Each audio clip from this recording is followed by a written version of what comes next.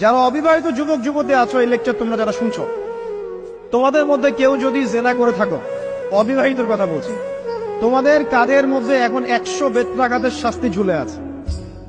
সূরা নূরের 1 থেকে 3 নম্বর আয়াত পড়ে দেখবে, অবিবাহিত যুবক যুবতী যদি জেনা করে তাদের শাস্তি হচ্ছে 100 বেত্রাঘাত, তাও জনসমক্ষে, এবং এক বছরের জন্য নির্বাসন। এই বিধানগুলো যদি পৃথিবীর কোনো দেশেও না থাকে, আসমানে আছে। মরার সাথে সাথেই এই বিধান কার্যকর হবে ইনশাআল্লাহ। বাঁচার মধ্যে কি একটাই উপায় আছে। এই লেকচার কানে চলে গেছে, অনতিবিলম্বে ওযু করবে। ওযু করে খালেস ভাবে রাতের শেষ রাতে জায়নামাজ বিছাবে।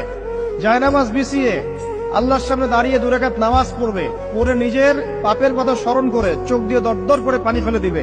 আল্লাহকে সেজদায় গিয়ে বলবে, আল্লাহ আমি জেনা করেছি, আমাকে মাফ করে দাও। আমার এই পাপের কথা কেউ জানে না, তুমি জানো, মাফ করে দাও। এই মাফ নেওয়ার পরে আবার ওই যার সাথে করেছেন ওর সাথে আবার লিঙ্ক আপ করার চেষ্টা করেন না। আসো আমরা জেনা করেছিলাম, আসো বিয়ে করে নেই, এটা সলিউশন না। জেনা করেছেন, আগে তওবা করে ফিরে আসতে হবে, তারপরে পুরো জীবন ইসলামিক লাইফ লিড করতে হবে। আল্লাহ যদি দেখেন যে হ্যাঁ আপনি ঠিকঠাক তওবা করে আল্লাহর কথা চলছেন, আল্লাহ তখন আপনাকে নেককার স্ত্রী দিবে ইনশাআল্লাহ।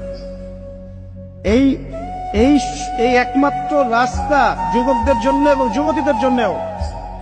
যুবকরা না হলে